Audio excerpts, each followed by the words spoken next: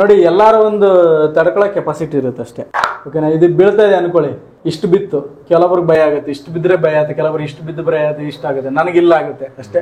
ಎಲ್ಲರಿಗೂ ಒಂದೊಂದು level of ಭಯ ಇದ್ದೇ ಇರುತ್ತೆ. ಬಟ್ ನಾವೇನ್ ಮಾಡ್ತಾ ಇದೀವಿ, ಒಂದು ಡಿಸಿಪ್ಲಿನ್ ಆಗಿ ಪ್ಲಾನ್ ಮಾಡಿದೀವಿ. ಬಂದ್ರೆ ಏನ್ ಮಾಡ್ಬೇಕಂತ ನಮ್ಮ ಹತ್ರ ಒಂದು ಕ್ಲಾರಿಟಿ ಇರ್ಬೇಕು, ತುಂಬಾ ಇಂಪಾರ್ಟೆಂಟ್. ನೋಡಿ ಸರ್, ಮೇಲೆ ಹೋಗಿ ಎಂಜಾಯ್ ಮಾಡ್ತಾ ಇದೀವಿ, ಕೆಳಗೆ ಬಂದಾಗ ಏನ್ ಮಾಡ್ಬೇಕು ಡಿಸಿಷನ್ ತಗೋಬೇಕಂತ ನಾವು ಕ್ಲಿಯರ್ ಇರ್ಬೇಕಷ್ಟೇ. ಈ ಕೆಳ ಎಕ್ಸಿಟ್ ಏನಿದೆ ನೋಡಿ, ಇಲ್ಲಿ ಕೆಳಗಡೆ ಬರೋ ರೋಡ್ ಅನ್ನ ನಮ್ಮ ಹತ್ರ ಇಲ್ಲ ಅಂದಾಗ ಭಯ ಆಗುತ್ತೆ. ಮೇಲೋಗೋ ರೋಡ್ ಇದೆ, ಚಕ್ರವ್ಯೂಹ ತರ ನಾವು ಕೆಳಗೆ ಬರ್ಬೇಕಾದ್ರೆ ಏನ್ ಮಾಡ್ಬೇಕಂತ ನಮ್ ಕನ್ಫ್ಯೂಸ್ ಅಲ್ಲಿ ಇದ್ರೆ ಅವೆಲ್ಲ ಪ್ರಾಬ್ಲಮ್ ಇದೆ. ನಮ್ಗೆ ಎರಡು ಕಡೆ ಪ್ಲಾನ್ ಮಾಡ್ಕೊಂಡು ಹೋಗ್ತಾ ಇದೀವಿ, ಮೇಲೆ ಹೋಗ್ತೀವಿ, ಕೆಳಗೆ ಬರ್ಬೇಕಾದ್ರೆ ಏನ್ ಮಾಡ್ಬೇಕಂತ ಇದೆ.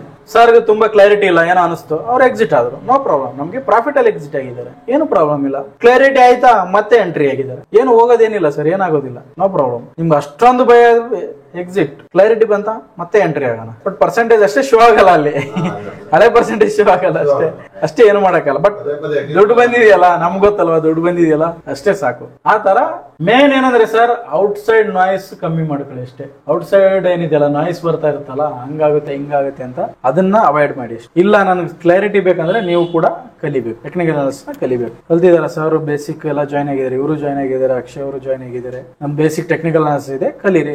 ಟೈಮ್ ಇಲ್ಲ ಅಂದ್ರೆ ಏನು, ನಾನು 1 ವರ್ಷ ಕೊಡ್ತೀನಿ ನಿಮ್ಗೆ ಆ ಕೋರ್ಸ್. ನೀವು ಟೈಮ್ ಇದ್ದಾಗ ತಿಂಗಳಲ್ಲಿ ಒಂದೊಂದು ವಿಡಿಯೋ ನೋಡ್ಕಲ್ತ್ರೂ ಕಲಿಬಹುದು, ತಿಂಗಳಿಗೆ ಒಂದೊಂದು ವಿಡಿಯೋ ಕೂಡ ತಿಂಗಳಲ್ಲಿ 1-2 ವಿಡಿಯೋ ನೋಡ್ಬೇಕಾದ್ರೆ ಕಲಿಬಹುದು. ಬಟ್ ಆನ್ಲೈನ್ ಇರುತ್ತೆ, ಪ್ಲಸ್ ಪ್ರಾಕ್ಟೀಸ್ ಕ್ಲಾಸ್ ಅಂತ ಫಾಲೋ ಅಪ್ ಕ್ಲಾಸ್ ಇರುತ್ತೆ. ಬಟ್ ಅದು ನಿಮ್ಗೆ ಇಂಟ್ರೆಸ್ಟ್ ಇರ್ಬೇಕು. ನಾನು ಅದನ್ನೇ ಹೇಳ್ತೀನಿ, ನಾನೇನೋ ನಿಮ್ಗೆ ಕೋರ್ಸ್ ಸೇಲ್ ಮಾಡೋಕ್ಕೋಸ್ಕರ ಹೇಳಲ್ಲ. ನಾನು ಕಲಿಯೋ ಇಂಟ್ರೆಸ್ಟ್ ಯಾರಿಗಿದೆಯಲ್ಲ ಅವ್ರು ಮಾತ್ರ ಬೇಕಾದ್ರೆ ಮಾಡ್ಬೋದು, ಕಲಿಬಹುದು, ಜಾಯ್ನ್ ಆಗ್ಬೋದು. ಅದಾದ್ಮೇಲೆ ನಮ್ ನೆಕ್ಸ್ಟ್ ಅಡ್ವಾನ್ಸ್ ಸ್ಟಾರ್ಟ್ ಮಾಡ್ತಾ ಇದೀವಿ, ಅಡ್ವಾನ್ಸ್ ಕೂಡ ಪ್ರಿಪರೇಷನ್ ಮಾಡ್ತಾ ಇದೀನಿ. ಅದಕ್ಕೆ ನೀವು ಬೇಸಿಕ್ ಕಲ್ತಿರ್ಬೇಕು, ಬೇಸಿಕ್ ನಿಮಗೆ ಗೊತ್ತಿರ್ಬೇಕು. ನೆಕ್ಸ್ಟ್ ಪ್ಲಾನ್ ಮಾಡ್ತಾ ಇದೀನಿ ನಾನು, 10 ಪೀಪಲ್ ಅಡ್ವಾನ್ಸ್ ಕಲಿಯಕ್ಕೆ 10 ಪೀಪಲ್ ರೆಡಿ ಆದ್ರೆ ಸ್ಟಾರ್ಟ್ ಮಾಡೋಣ ಕ್ಲಾಸ್ ಅಂತ ಅನ್ಕೊಂತ ಇದೀನಿ. ಬೇಸಿಕ್ ಗೊತ್ತಿದ್ರೆ ಬೇಸಿಕ್ ಗೊತ್ತಿರ್ಬೇಕು, ಅದೇ ಟರ್ಮ್ಸ್. ಬೇಸಿಕ್ ಗೊತ್ತಿಲ್ಲ ಅಂದ್ರೆ ಅಡ್ವಾನ್ಸ್ ಅರ್ಥ ಆಗಲ್ಲ. ಆಮೇಲೆ ಬೇಸಿಕ್ ಥಿಂಗ್ಸ್ ಗೊತ್ತಿರ್ಬೇಕು. ಕ್ಯಾಂಡಲ್ ಸ್ಟಿಕ್ ಎಲ್ಲೋಗಿ ಅಪ್ಲೈ ಮಾಡ್ಬೇಕು, ಕ್ಯಾಂಡಲ್ ಸ್ಟಿಕ್ ಅಂದ್ರೆ ಏನು, ಸ್ವಲ್ಪ ಅಟ್ಲೀಸ್ಟ್ 6 ಮಂತ್ 1 ಇಯರ್ ಅದನ್ನ ಚಾರ್ಟ್ ನೋಡಿರ್ಬೇಕು. ನಾನು ಬಿಗಿನಿಂಗ್ ಡೇಸ್ ಅಲ್ಲಿ ಕಡಿಮೆ ಅಂದ್ರೂ ಕೂಡ ಎವ್ರಿ ನೈಟ್ ಮಲ್ಕೋಬೇಕಾದ್ರೆ 100 ಸ್ಟಾಕ್ ಅಂತೂ ನೋಡಿ ಮಲ್ಕೊಂತ ಇದ್ದೀನಿ. 100 ಮಿನಿಮಮ್ 100, ಕಮ್ಮಿ ಏನಪ್ಪಾ ಅಂದ್ರೂ ಕೂಡ 50 ಚಾರ್ಟ್ ನೋಡ್ಬಿಟ್ಟೆ ಮಲ್ಕೊಳ್ಳೋದು ವಾರದಲ್ಲಿ, ಎವ್ರಿ ಡೇ.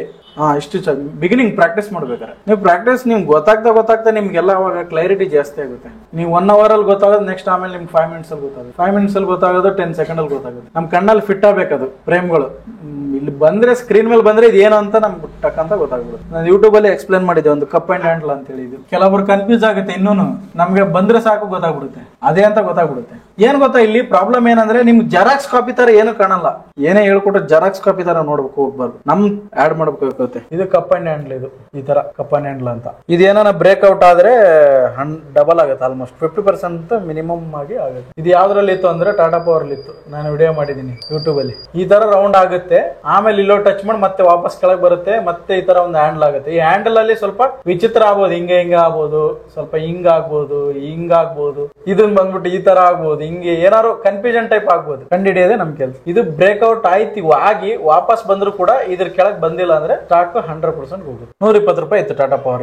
ಈ ಒಂದು ಪ್ಯಾಟರ್ನ್ ನಾನು ಎಕ್ಸ್ಪ್ಲೇನ್ ಮಾಡಿದಾಗ, ಯೂಟ್ಯೂಬ್ ಅಲ್ಲಿ ಎಕ್ಸ್ಪ್ಲೇನ್ ಮಾಡಿದಾಗ. ಇವತ್ತು ಎಷ್ಟಿದೆ? 400 ರೂಪಾಯಿ ಇದೆ. 3 to 4 ಇಯರ್ ಆಗಿರ್ಬೋದು. ಅವತ್ತು ನಾನು ಡಬಲ್ ಆಗುತ್ತೆ ಅಂತ ಅಷ್ಟೇ ಹೇಳಿತ್ತು, ಆಲ್ಮೋಸ್ಟ್ 3 times ಮೋರ್ ಆಗಿದೆ. ಈ ಒಂದು ಕಪ್ ಅಂಡ್ ಹ್ಯಾಂಡಲ್ ಅಂತ ಈ ತರ ಎಲ್ಲ ನಮ್ಮ ಕೋರ್ಸ್ ಅಲ್ಲಿ ಬರುತ್ತೆ, ಬೇರೆ ಬೇರೆ ಪ್ಯಾಟರ್ನ್ ಬರುತ್ತೆ. ಅವಾಗ ಏನಂತ ಅದರಲ್ಲಿ ನಮ್ಗೆ ಯಾವ್ದು ಒಂದು ವರ್ಕ್ ಆಗ್ತಾ ಇದೆ, ನಮ್ಗೆ ಯಾವ್ದೊಂದು ನಮ್ಗೆ ಚೆನ್ನಾಗಿ ಅನಿಸ್ತಾ ಇದೆ, ಯಾವ್ದು 1-2 ಇಂಡಿಕೇಟರ್ ಇಟ್ಕೊಂಡು ಅದ್ರ ಮೇಲೆ ಸ್ಟಡಿ ಮಾಡ್ಬೋದು. ನಾವು ಜನರಲ್ ಆಗಿ ಎಲ್ಲ ಕಲಿಯೋದು, ನಾವು ಫೈನಲ್ ಆಗಿ ನಮ್ಗೆ ಯಾವ್ದು ವರ್ಕೌಟ್ ಆಗುತ್ತೆ, ಯಾವ ತರ ಈಸಿ ಅನ್ಸುತ್ತೆ ನಮ್ಗೆ ತಿಳ್ಕೊಳಕ್ಕೆ, ಅದನ್ನ ಕಂಟಿನ್ಯೂ ಮಾಡ್ಕೋಬಹುದು. ಫೈನಲ್ ಆಗಿ ಅಡ್ವಾನ್ಸ್ ಅಲ್ಲಿ ಬಂದ್ಬಿಟ್ಟು ಮೂವಿಂಗ್ ಆವರೇಜ್ ಅಂತ ಇದನ್ನ ನಾವು ಅನಲೈಸ್ ಮಾಡೋದು. ಮೂವಿಂಗ್ ಆವರೇಜ್ ಬರುತ್ತೆ ಅದು, ಮತ್ತೆ ಕೆಲವೊಂದು 3-4 ಟೂಲ್ಸ್ ಇದೆ. ಅದರಿಂದ ಅದು ಸ್ಟ್ರಾಟಜಿ, ಅದು ಕಂಪ್ಲೀಟ್ ಕಲಿಯೋದೆಲ್ಲ ಸ್ಟ್ರಾಟಜಿ ಇರುತ್ತೆ. ಅಡ್ವಾನ್ಸ್ ಅಲ್ಲಿ ಸ್ಟ್ರಾಟಜಿ ಇರುತ್ತೆ. ಸ್ಟಾಕ್ ನ ಫಸ್ಟ್ ಹೆಂಗ್ ಸೆಲೆಕ್ಟ್ ಮಾಡೋದು, ಯಾವಾಗ ಎಂಟ್ರಿ ಆಗೋದು, ಎಲ್ಲವರೆಗೂ ಎಂಟ್ರಿ ಆಗೋದು, ಯಾವಾಗ ಎಕ್ಸಿಟ್ ಆಗೋದು, ಲಾಂಗ್ ಟೈಮ್ 5 to 10 ಇಯರ್ ಎಷ್ಟು ಇಯರ್ ಬೇಕಾದ್ರೂ ಮಾಡಬಹುದು. ಅದಕ್ಕೆ ಬೇಸಿಕ್ ಕಲ್ತಿರ್ಬೇಕು. ಅದೇ ಮಿನಿಮಮ್ ನಾನು ನೋಡ್ತಾ ಇದೀನಿ, 10 ಪೀಪಲ್ ರೆಡಿ ಆದ್ರೆ ನೆಕ್ಸ್ಟ್ ಮಾಡೋಣ ಅಂತ. ಬೇಸಿಕ್ ನೀವು ಯಾರು ತಿಳ್ಕೊಂಡ್ರೆ ನೆಕ್ಸ್ಟ್ ಅದು ಅಡ್ವಾನ್ಸ್ ಬರ್ಬೋದು. ಅದು ಈಸಿ ಇದೆ, ಆರಾಮಾಗಿ ಕಲಿಬಹುದು. ಏನ್ ಡಿಫಿಕಲ್ಟ್ ತುಂಬಾ ಅದು ಇದು ಏನು ಇಲ್ಲ. ಬೇಸಿಕ್ ಗೊತ್ತಿರೋ ನಿಮ್ಗೆ ಆರಾಮಾಗಿ ಇದು ಮಾಡ್ಬೋದು. ಆಮೇಲೆ ಪ್ರಾಕ್ಟೀಸ್ ಅಂತೂ ನಾವು ಕೋರ್ಸ್ ನ ಮಾಡಿದ ತಕ್ಷಣ ಬಿಟ್ಬಿಡಲ್ಲ, ನೆಕ್ಸ್ಟ್ ಫಾಲೋ ಅಪ್ ಇರುತ್ತೆ. ಏನ್ ನಿಮ್ಗೆ ಅರ್ಥ ಆಗಿಲ್ಲ ಕೇಳಬಹುದು, ಪ್ರಾಕ್ಟೀಸ್ ಕೂಡ ಮಾಡಬಹುದು. ಆ ತರ ಕೂಡ ಇರುತ್ತೆ ಪ್ಲಾನಿಂಗ್. ಅಡ್ವಾನ್ಸ್ ಇದೆ. ರೆಡಿನಾ ಸರ್ ಅಡ್ವಾನ್ಸ್ಗೆ? ಅವ್ರು ಮೊದಲೇ ರೆಡಿ ಇದಾರೆ, ಕೇಳ್ತಾನೆ ಇದಾರೆ. ಒಂದು 10 ಮೆಂಬರ್ಸ್ ನೋಡ್ತಾ ಇದೀನಿ, ನೋಡ್ಬಿಟ್ಟು ರೆಡಿ ಮಾಡಿ ಅಡ್ವಾನ್ಸ್ಗೆ. ಮತ್ತೆ ಆಮೇಲೆ ನೀವೇ ಸೆಲೆಕ್ಟ್ ಮಾಡ್ಬೋದು ಸ್ಟಾಕ್. ಜಸ್ಟ್ ನೀವು ಅದನ್ನ ಅಪ್ಡೇಟ್ ಅಬ್ಸರ್ವ್ ಮಾಡ್ತಾ ಇದ್ರೆ ಸಾಕು. ನಾನು ಅದು ತಿಳ್ಕೊಂಡ್ಮೇಲೆ ಏನ್ ನಾನು ಆಲ್ಮೋಸ್ಟ್ ನಾನು ಬೇಗ, ಯಾಕಂದ್ರೆ ನಾನು ಬೇಸಿಕ್ ತುಂಬಾ ಪ್ರಾಕ್ಟೀಸ್ ಮಾಡ್ಬಿಟ್ಟಿದ್ದೆ. ಆ ಸ್ಟ್ರಾಟಜಿ ನನಗೆ ಅರ್ಥ ಆಗಕ್ಕೆ ಜಾಸ್ತಿ ದಿವಸ ತಗೊಳ್ಳಿಲ್ಲ, 15 ದಿವಸ ಒನ್ ಮಂತ್ ಅಲ್ಲೇ ತಿಳ್ಕೊಂಡ್ಬಿಟ್ಟೆ. ನಾನು ಫಸ್ಟ್ ಹಾಕಿರೋ ಸ್ಟಾಕಲ್ಲೇ 50,000 ಅರ್ನ್ ಮಾಡಿದೆ ನಾನು ಆ ಸ್ಟ್ರಾಟಜಿ ಯೂಸ್ ಮಾಡಿ. ಫಸ್ಟ್ ಹಾಕಿರೋ ಸ್ಟಾಕಲ್ಲೇ 50,000 ಅರ್ನ್ ಮಾಡಿದೆ. ಆ ತರ ಸ್ಟ್ರಾಟಜಿ ಮಾಡೋಣ. ಅಲ್ಲೂ ಕೂಡ ನಾವು ಅಡ್ವಾನ್ಸ್ಗಿಂತ ಮುಂಚೆ ಒಂದು 1 hour ಸೆಷನ್ ಬೇಸಿಕ್ ಇರುತ್ತೆ. ಯಾಕಂದ್ರೆ ನಂದು ಬೇಸಿಕ್ ಕಲ್ತಿರ್ತೆ, ಕೆಲವರು ಬೇರೆ ಬೇಸಿಕ್ ಕಲ್ತಿರ್ತಾರೆ, ಸ್ವಲ್ಪ ಇದಿರುತ್ತಲ್ಲ. ಅಲ್ಲೂ 1 hour ಬೇಸಿಕ್ ಇರುತ್ತೆ, ಬೇಸಿಕ್ ಕೂಡ ಇರುತ್ತೆ. FNO ಮಾಡ್ತಾ ಇದೀರಾ? ಅದೇ ಮಾಡೋದು, ಯಂಗ್ ಜನರೇಷನ್ ಎಲ್ಲ ಹಂಗೆ FNOನೇ.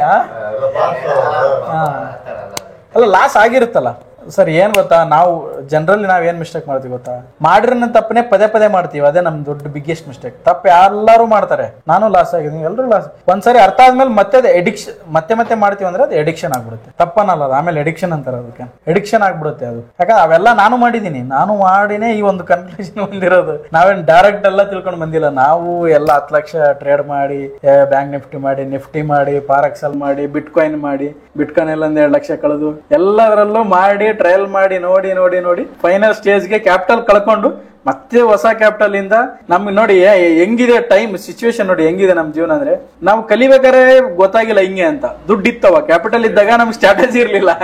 ಕ್ಯಾಪಿಟಲ್ ಎಲ್ಲ ಖಾಲಿ ಆದ್ಮೇಲೆ ಗೊತ್ತಾಗ್ತಾ ಇದೆ ಏನಂತ.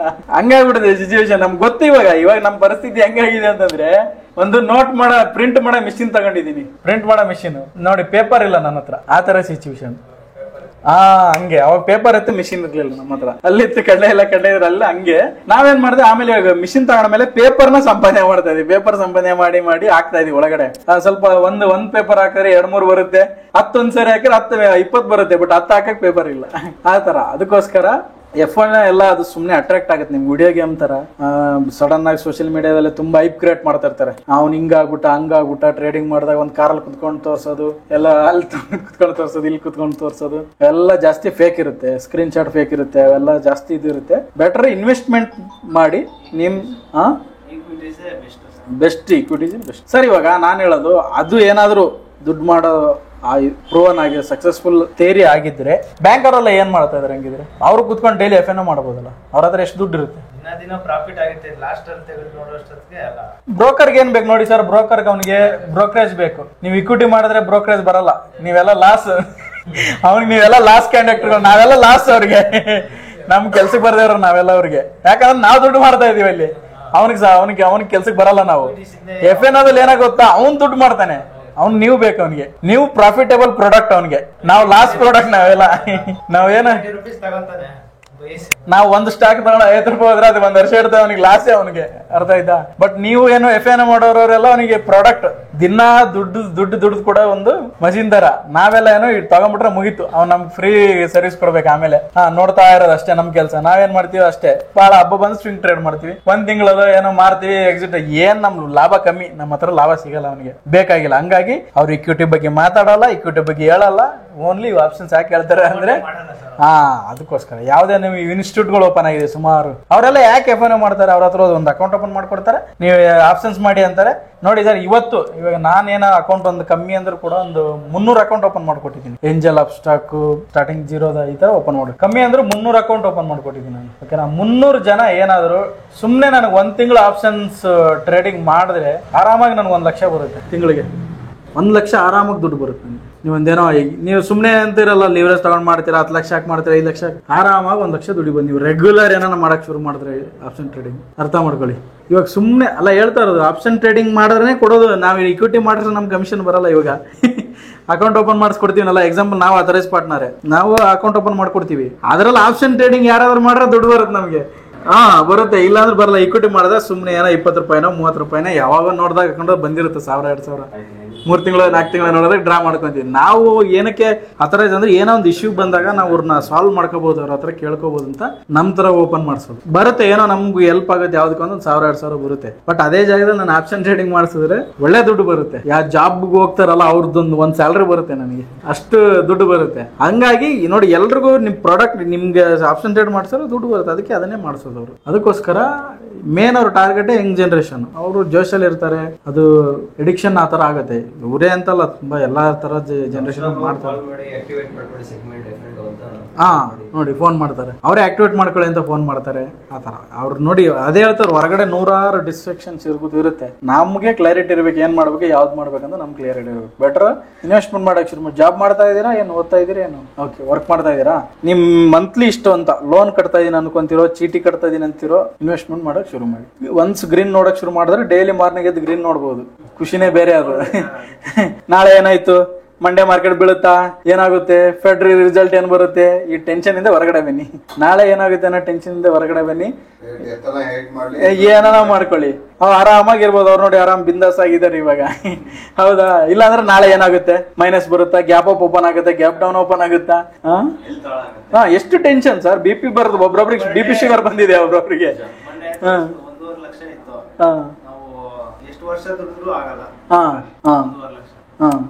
ನೋಡಿ ಸರ್, ಎಲ್ಲಾರು ಹೋಗಿ ದುಡ್ಡು ಸಂಪಾದನೆ ಮಾಡೋದು ಕಷ್ಟ, ಕಳಿಯೋದು ಈಸಿ. ಬೆಟ್ಟ ಹತ್ತೋದು ಕಷ್ಟ, ಬೀಳಕ್ಕೆ ಜಾಸ್ತಿ ಇವತ್ತು ಬೇಕಾಗಿಲ್ಲ. 10 ಸೆಕೆಂಡ್ ಅಲ್ಲಿ ಮೇಲೆ ಜಂಪ್ ಮಾಡಿ 10 ಸೆಕೆಂಡ್ ಅಲ್ಲಿ ಕೆಳಗಿರ್ತೀವಿ. ಇದು ಒಂದು ನೇಚರ್ ಎಕೋಸಿಸ್ಟಮ್ ಇದೆ. ಆ ಎಕೋಸಿಸ್ಟಮ್ ಅಲ್ಲೇ ನಡೆಯೋದು. ನಾವ್ ಏನೇ ತಿಪ್ಪರ್ಲಾಗ ಹಾಕಿ ಏನೋ ಟ್ಯಾಲೆಂಟ್ ಉಪಯೋಗಿಸಿ ಏನ್ ಮಾಡಿದ್ರು ಕೂಡ ವರ್ಕ್ ಆಗೋದು 10-20% ನಾವು ಸಡನ್ ಆಗಿ ಏನೋ ಗ್ರೋತ್ ಆಗೋದು ಆಗತ್ತಿಲ್ಲ ಅಂತಲ್ಲ, ಬಟ್ ಅದ್ರ ಹಿಂದೆ ವರ್ಕ್ ಮಾಡೋದಂತೂ ಮಾಡ್ಲೇಬೇಕು. ಸುಮಾರು ಜನ ಅಷ್ಟೇ, ಅವರು 10 ವರ್ಷದಿಂದ ವರ್ಕ್ ಮಾಡ್ತಾ ಇರ್ತಾರೆ, ಯಾವ್ದೋ 1 ವರ್ಷದಲ್ಲಿ ಸಡನ್ ಆಗಿ ಗ್ರೋತ್ ಆಗ್ತಾರೆ. ಸ್ಟಾಕ್ ಅದೇ ತರ ಸರ್. ಲೈವ್ ನಿನ್ನೆ ಮೊನ್ನೆ ಹೆಂಗಿದ್ದ ರೋಡಲ್ಲಿ ಓಡಾಡ್ತಾ ಇದೆ, ಇವತ್ತೇನಪ್ಪ ಕಾರಲ್ಲಿ ಓಡಾಡ್ತದೆ ಅಂದ್ರೆ ಅವ್ನು ನಿನ್ನೆ ಮೊನ್ನೆ ಅಲ್ಲ, ಅವ್ನು 10 ವರ್ಷದಿಂದ ಏನೋ ಮಾಡ್ತಾ ಇರ್ತಾನೆ ಕಾರಲ್ಲಿ ಓಡಾಡಕ್ಕೆ. ನಮ್ಗೆ ಕಾಣಿಸೋದು ಇವತ್ತು ಕಾಣುತ್ತೆ, ಇವತ್ತು ಅವ್ನು ಸಡನ್ ಆಗಿ ಶ್ರೀಮಂತ ಅದ ಅನ್ಕೊಂತೀವಿ. ಬಟ್ ಒಂದು 10 ವರ್ಷ ಏನೋ ಸ್ಟ್ರಗಲ್ ಮಾಡಿರ್ತಾನೆ, ಇಲ್ಲ ಯಾವ್ದ್ರ ಮೇಲೆ ಕೆಲಸ ಮಾಡ್ತಿರ್ತಾನೆ, ಏನೋ ಒಂದು ಪ್ಲಾನಿಂಗ್ ಮಾಡಿರ್ತಾನೆ. ಅವಾಗ ಒನ್ ಡೇ ಸಡನ್ ಆಗಿ ಮೇಲ್ ಬರ್ತಾನೆ. ನಾವು ನಮಗ್ ಕಾಣೋದು ಒನ್ ಡೇ, ಯಾರೊಬ್ಬ ಸಡನ್ ಆಗಿ ಫೇಮಸ್ ಆಗ್ತಾರೆ, ಹೀರೋ ಆಗ್ತಾರೆ, ಏನಾಗ್ತಾರೆ. ಅವ್ರ ಸ್ಟ್ರಗಲ್ 10 ವರ್ಷದ ಯಾರು ನೋಡಲ್ಲ, 1 ವರ್ಷದ ಮಾತ್ರ ಓ ಇವನೇನೋ ಸಡನ್ ಆಗಿ ಹಿಂಗ ಆಗ್ಬಿಟ್ಟ. ಬಟ್ ಅವ್ರು ಅದರಿಂದ 5-10 ವರ್ಷ ವರ್ಕ್ ಮಾಡಿರ್ತಾರೆ. ಈ ಸ್ಟಾಕ್ನು ಅದೇ ತರನೇ. ನೀವು ಸ್ಟಾಕ್ ಇವತ್ತು ಮೇಲ್ ಹೋಗ್ತಾ ಇದೆ ನೋಡ್ತಾ ಇದೀರಲ್ಲ, ನಾವೆಲ್ಲ ಇದು ಮೇಲ್ ಹೋಗ್ತಾ ಇರೋದು ಇವತ್ತು ನೋಡಿ ಪ್ರೆಡಿಕ್ಟ್ ಮಾಡಿ ಹೇಳೋದಲ್ಲ. ಸ್ಟಾಕ್ ಹಿಂದೆ ಇರೋ ಹಿಸ್ಟ್ರಿನ ಅನಲೈಸ್ ಮಾಡೋದು. ಇವನು ಇವತ್ತು 10 ವರ್ಷ ಸ್ಟ್ರಗಲ್ ಮಾಡ್ತಾ ಇದ್ದಾನೆ, 20 ವರ್ಷ ಸ್ಟ್ರಗಲ್ ಮಾಡ್ತಾ ಇದ್ದಾನೆ, ಇವನ್ ಟೈಮ್ ಯಾವಾಗ ಬಂದಿದೆ ಅಂತ ಟೈಮ್ ಪ್ರಿಡಿಕ್ಟ್ ಮಾಡೋದು. ಪ್ಯೂರ್ಲಿ ಟೈಮ್ ಪ್ರಿಡಿಕ್ಟ್ ಮಾಡೋದು. ಸುಮಾರು ಜನ ಹೇಳ್ತಾರೆ ಸ್ಟಾಕ್ ಮಾರ್ಕೆಟ್ ಟೈಮ್ ಪ್ರಿಡಿಕ್ಟ್ ಮಾಡಕ್ ಆಗಲ್ಲ ಅಂತ, ಬಟ್ ಮಾಡಬಹುದು. ಎಕ್ಸಾಕ್ಟ್ ಸೆಕೆಂಡ್ ಮಿನಿಟ್ ಅಲ್ಲ, ಅಷ್ಟೇ ಡಿಫ್ರೆನ್ಸ್.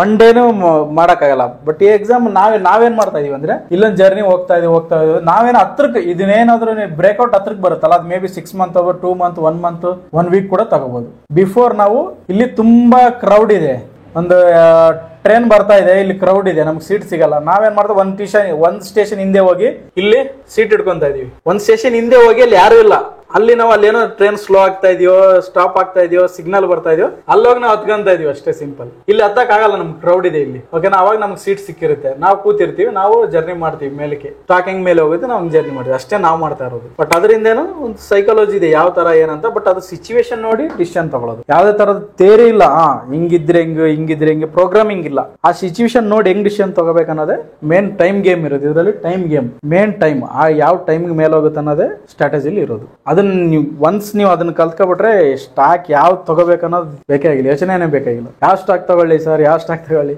ಅದು ಪರ್ಮನೆಂಟ್ ಆಗಿ ನೀವು ಆ ಕ್ವಶನ್ ನಿಮ್ ಮೈಂಡ್ ಹೋಗ್ಬಿಡುತ್ತೆ, ಯಾವ ಸ್ಟಾಕ್ ತಗೊಳ್ಳಿ ಅಂತ. ಅದೇ ನಿಮ್ಗೆ ಹೇಳಿದ್ದೆ ನಾನು ಅಡ್ವಾನ್ಸ್ ಬಗ್ಗೆ ಮಾತಾಡಿರೋದು. ಯಾವ ಸ್ಟಾಕ್ ತಗೋಬೇಕನ್ನೋ ನಿಮ್ ಮೈಂಡ್ ಅಲ್ಲಿ ಕ್ವಶನ್ ಕ್ಲೋಸ್, ಯಾವಾಗ ಮಾರ್ಬೇಕನ್ನೋದು ಕ್ಲೋಸ್. ಸ್ಟಾರ್ಟಿಂಗ್ ಎಲ್ರು ಹಂಗ ಅನ್ಸುತ್ತೆ, ಯಾವ ಮಾರ್ಲಿ ಅಂತ. ಆಮೇಲೆ ಹೋಗ್ತಾ ಹೋಗ್ತಾ ಯಾರು ಮಾರಕ್ ಇಷ್ಟ ಆಗಲ್ಲ. ಅದೇ ಗ್ರೋತ್ ಆಗ್ತಾ ಇರುತ್ತೆ. ಸೇಲ್ ಮಾಡೋಕೆ ಏನಂತ ಬರಲ್ಲ, ಯಾಕಂದ್ರೆ ಮತ್ತೆ ನಾವು ಸೇಲ್ ಮಾಡಿದ್ರೆ ಮತ್ತೆ ಸ್ಟಾಕ್ಗೆ ಹಾಕ್ತಿವ. ನಾನು ಹೇಳೋದೇನಂದ್ರೆ, ನಾವು ಹೋಗ್ತಾ ಇದೀವಿ, ಸ್ಟಾಕ್ ಹೋಲ್ಡ್ ಮಾಡ್ತಾ ಇದೀವಿ, ಡ್ರಾ ಮಾಡಿ ನಾವು ಖರ್ಚು ಮಾಡಂಗಿದ್ರೆ ತೆಗಿಬಹುದು. ಮತ್ತೆ ವಾಪಸ್ ಇನ್ನೊಂದು ಸ್ಟಾಕ್ ಆಗಕ್ಕೆ ಸೆಲ್ ಬೈ ಮಾಡೋ ಅವಶ್ಯಕತೆ ಇಲ್ಲ. ಆತರ ಹೋಲ್ಡ್ ಮಾಡ್ಕೊಂಡೆ ಕಂಟಿನ್ಯೂ ಹೋಗ್ಬೋದು.